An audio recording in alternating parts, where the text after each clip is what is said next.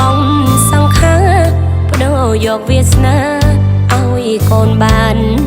សុខ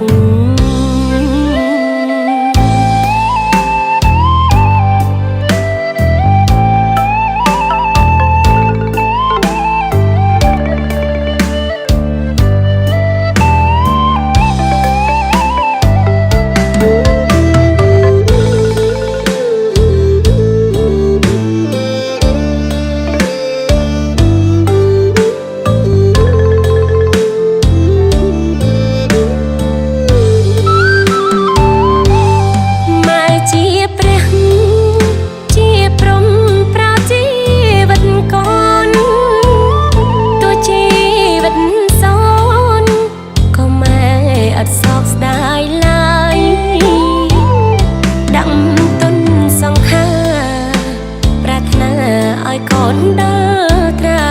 យទឹកចិត្តម៉ែធំពេកហើយគ្មានអ្វីឡើយអាចប្រៀបស្មើបាន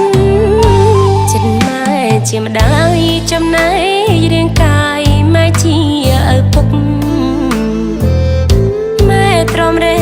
កទុកបន្ទុកជាមេគ្រួសារលំបាកនៅហត់ម៉ែស៊ូមិនខ្លាចមរណាម៉ែហ៊ានលះបង់សង្ខាបដូរយកវាសនាឲ្យកូនបានសុខ